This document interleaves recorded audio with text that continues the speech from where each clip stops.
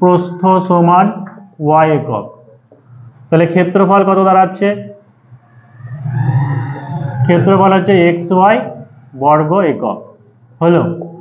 এবার কি হচ্ছে, এটা প্রাথমিকভাবে দৈর্ঘ্য হচ্ছে x, প্রস্থ হচ্ছে y, ক্ষেত্রফল দাঁড়ালো xy। এবার বলছে দৈর্ঘ্য কত বাড়ছে? 15%।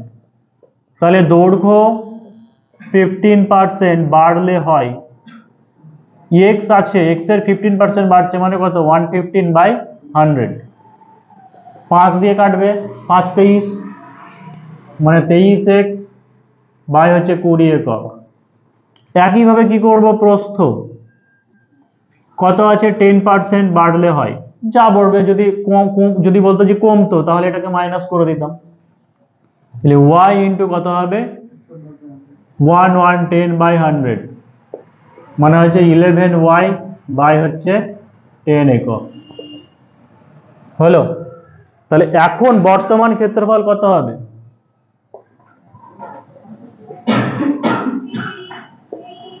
বর্তমানে ক্ষেত্রফল হচ্ছে 23x বাই 20 গণিত y, প্রস্থ কত হয়েছে? 11y বাই হচ্ছে 10। এই দুটো থেকে ক্যালকুলেশন করে নাও। 23 আর 11 গুণ করলে কত হচ্ছে? 23 কে 23, 23 কে 23 হচ্ছে 253 xy বাই হচ্ছে 200 বর্গ একক। তাহলে আমাদের বৃদ্ধি পেল কতটুকু? তাহলে আলটিমেট মানে ফার্স্ট টাইমে কত আছে ক্ষেত্রফল? xy, আর এখন হলো 253 xy বাই হচ্ছে 200। তাহলে কতটুকু বাড়লো? ক্ষেত্রফল বৃদ্ধি পেল 253 xy বাই 200 মাইনাস xy।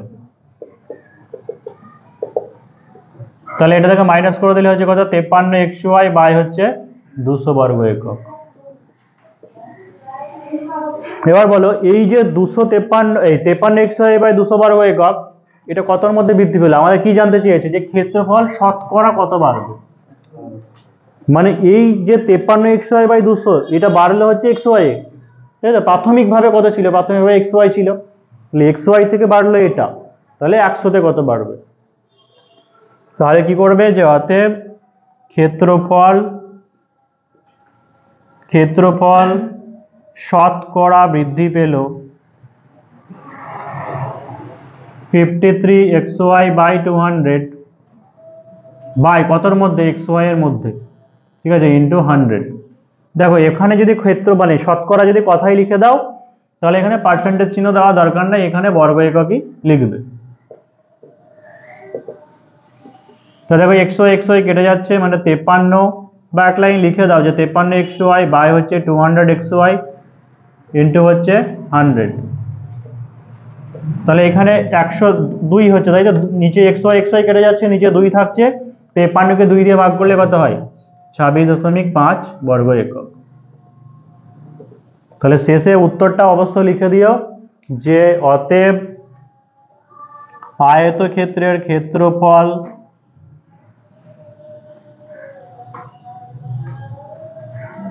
বৃদ্ধি পাবে 26.5%। এই উত্তর লেখাটা দেখে নাও যে যদি 26.50 লিখো মানে তাহলে এখানে পার্সেন্টেজ চিহ্ন দিয়েছি, আর যদি কথাই লিখো যে আয়তক্ষেত্রের ক্ষেত্রফল শতকরা বৃদ্ধি পাবে তাহলে এখানে কি লিখবে? বর্গ একক। যদি হয়তো ম্যাথমেটিক্সের ক্ষেত্রে এতটা ধরাধরি করবে না, তবুও ঠিকঠাক করা মানে ভালো। তাহলে উত্তর আমাদের একই, দেখো 26.50, এখানে 26.50, কিন্তু অঙ্কের কনসেপ্টটা জেনে রাখা ভালো। তারপরে নেক্সট অঙ্কতে যাব। দেখো নেক্সট একটা অন্য আরেকটা টাইপের অঙ্ক দেখাই, যে বার্ষিক পরীক্ষায় রোহিত 75% নম্বর পেয়ে প্রথম স্থান অধিকার করে, রাহুল রোহিতের প্রাপ্ত নম্বর অপেক্ষা 5% কম পায়।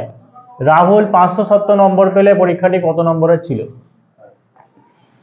তাহলে প্রথমে আগে দেখো যে ডেসক্রিপটিভ ভাবেই বলছি আমি, ঠিক আছে, যে পরীক্ষাটি কত নম্বরের ছিল। তাহলে ধরি পরীক্ষাটি x নম্বরের ছিল। ডেসক্রিপটিভের ক্ষেত্রে কোনো একটা অজানা রাশি কিছু যদি বের করতে দেওয়া থাকে তাহলে সবসময় x ধরেই করবে, কারণ চিন্তা থাকবে না, হয়তো 100 ধরে করতে পারো, নাম্বার দিতেও পারে, কিন্তু এক্স ধরে কি হয় যে এক্স ধরে করলে পরে, এই 100 ধরে করলে পরে বোঝানোর একটু সমস্যা হয় জিনিসটাকে, তার ফলে হয়তো নাম্বার কাটা যেতে পারে, কিন্তু সেই জন্য এক্স ধরে করবে। এবং এক্স ধরে প্রিলির জন্য তাড়াতাড়ি হবে। যে পরীক্ষাটি 100 নম্বরের ছিল ধরলাম, তাই তো, তাহলে বার্ষিক পরীক্ষায় রোহিত কত পেয়েছে? 75% পেয়েছে, যে প্রথম স্থান অধিকার করে। তাহলে রোহিতের প্রাপ্ত নম্বর কত হবে?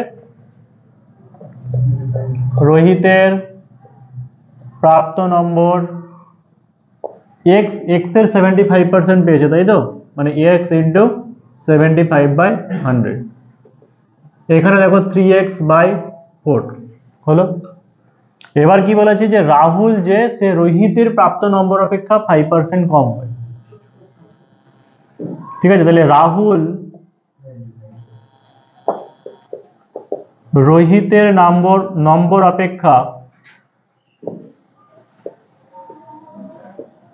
5% কম পেলে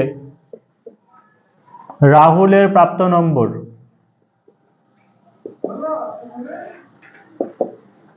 তাহলে রাহুলের প্রাপ্ত নম্বর কত হবে?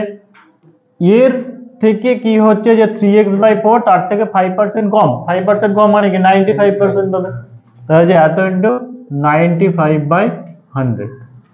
এখানে দেখো কাটাকুটি করলে কি হচ্ছে, 5 দিয়ে কাটলে এটা 5 × 19 = 95, 5 × 20 = 100, মানে কত হচ্ছে 57x বাই হচ্ছে 80। যদি তোমার মনে হয় যে অসুবিধা হচ্ছে, তো এই জায়গাটা একটু পাশে করে নাও, যে 3 × 95 বাই 4 × 100 করে নিলে কি, এটাকে 5 দিয়ে কাটো, 5 × 19, এটা 5 × 20, মানে 3 × 19 = 57, 57x/80। কিন্তু আমি বলবো যে এই যে জায়গাটা সেটাকে ফ্রেশ রাখার চেষ্টা করো, ঠিক আছে, কাটাকুটি না। তাহলে দেখো আমাদের কি হয়েছিল, রাহুল 570 নম্বর বাই, আবার রাহুলের যখন এক্স এর সাপেক্ষে বলছে তখন কি হয়েছে 57x/80। তার মানে শর্তে কি বলতে পারবো, এটা মানেই তো 570। তাহলে কি হচ্ছে যে শর্ত অনুযায়ী 57x বাই হচ্ছে 80, এটা মানেই হচ্ছে 570।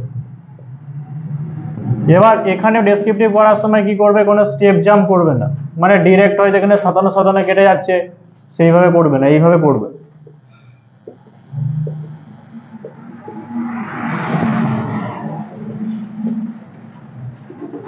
তার হচ্ছে 800 নম্বর। তাহলে অতএব পরীক্ষাটি হয়েছিল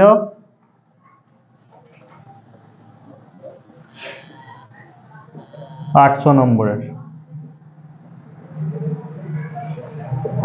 বলো এটাই যখন তুমি শিখে গেলে, ঠিক আছে, এটাই কি শর্টে তাড়াতাড়ি করতে পারবে না প্লির জন্য, যে টোটাল পরীক্ষায় x নম্বর, রাহুল কত পায় 75%।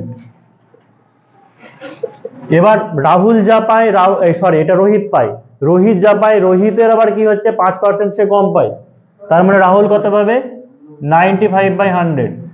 তাহলে এটা মানেই তো 570, তাই না, এটা মানেই 570।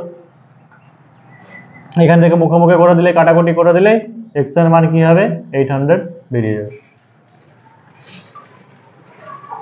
তো মেনের ক্ষেত্রে দেখো, প্রিলিতে যদিও বা একটু কঠিন থাকে বা ক্যালকুলেটিভ থাকে, মেনের ক্ষেত্রে দেখবে অঙ্ক কিন্তু একদম সোজা থাকে, একদম সোজা থাকে অঙ্ক মেনে।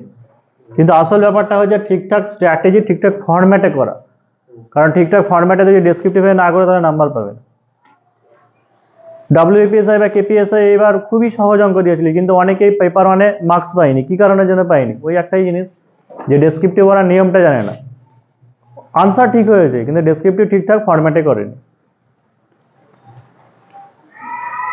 তো আমরা পরে একটা অঙ্কতে যাব। দেখো পরের অঙ্কটা হচ্ছে, এক ব্যক্তি মোট আয়ের 10% ঘর ভাড়া এবং অবশিষ্ট অর্থে 30% খাবার খরচ করার পর অবশিষ্ট থেকে 1260 টাকা। হচ্ছে ওই ব্যক্তির মোট আয় কত?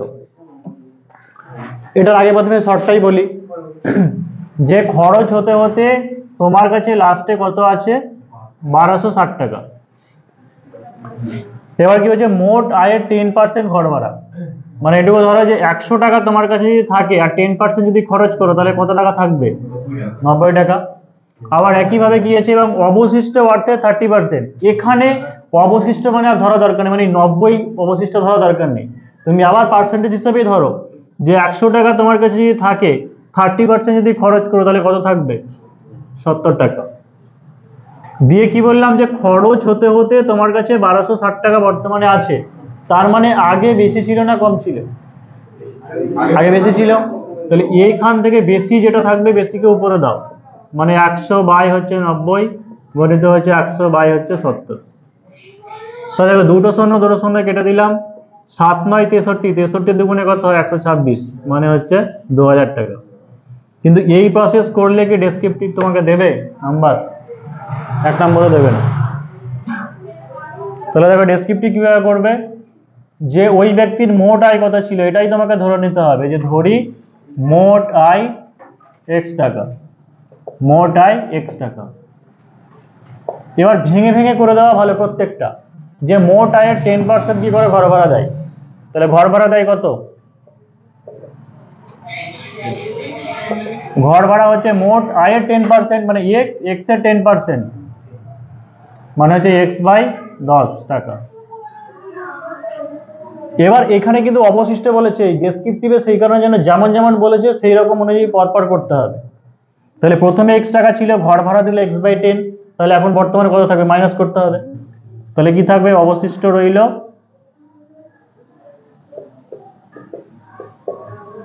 x মাইনাস x বাই 10,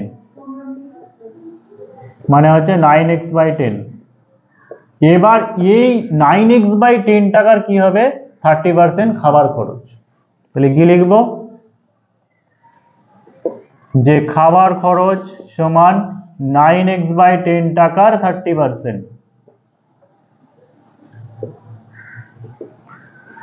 এখানে কি হচ্ছে দেখো, যে একটা শূন্য এটা কেটে দিলাম, মানে হচ্ছে 3 9 27x বাই হচ্ছে 100 টাকা।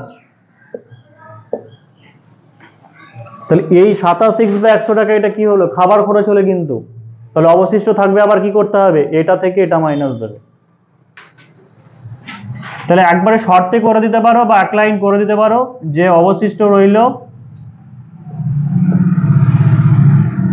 9x by 10 minus 27x by 100, 100 লসাগু, তাহলে 10, তাই তো 9 10 90x, এটা মানে হচ্ছে দেখো 63x বাই হচ্ছে 100। তাহলে এবারে শর্তে কি করব, এই যে অবশিষ্ট হতে হতে তোমার কাছে এখন 1260 টাকা আছে, তাহলে ওই 1260 টাকাও যা, এই 63x বাই 100 টাকা এটাও তাই।